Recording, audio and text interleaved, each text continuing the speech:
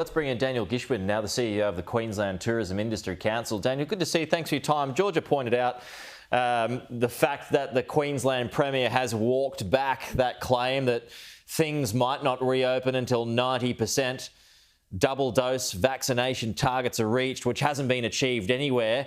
That's a good thing. But would you be urging, once the 80% double dose vaccine targets, to basically allow travel across the border, particularly from the southern states?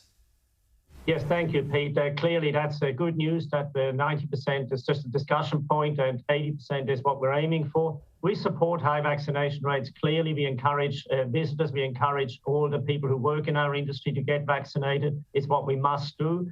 Our industry has been very proactive in doing everything we can to provide safe places for our staff, but also safe places for our visitors, and we will continue to do that. Yeah, so at some point, Pete, we have to reopen. Sorry, Daniel. Yeah, so, OK, on that point, would you be suggesting that the day that Queensland hits 80%, and other states for that matter too, is the day you've got to stop the border closures and open them up? That's certainly what we're hoping for. And if it takes, wearing masks in certain circumstances, if the tracing has to stay in place, we're more than happy to do that. We're more than happy to keep everybody safe and do our bit.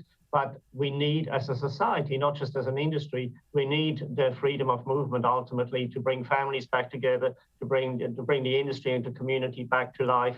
And that's what we're working towards. And I think the population here has been very compliant. We've done what we were asked to do.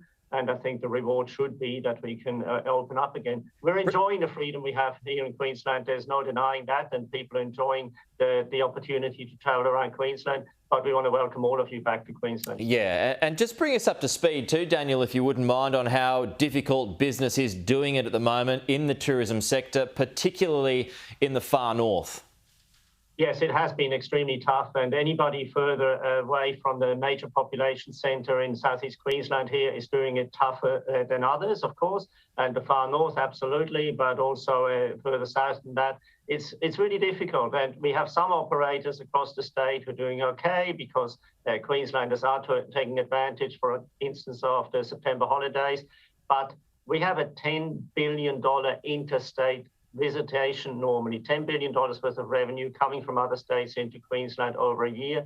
And that leaves an enormous gap with some regions, particularly in the north, but also with some operators who normally cater for that market. They're struggling. It's been 18 months, Pete, and there's no amount of government support, which we do need, can make up for the loss of business. So yeah, we need to... On that point, Daniel, what is the shortfall despite the government help from state and federal governments that have been provided?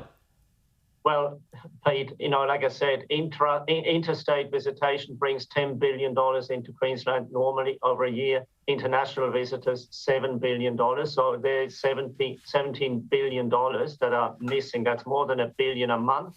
That is missing out of the tills, not just of some big corporation, but of thousands of small businesses across the state that support staff, support communities, and that's what we're dealing with.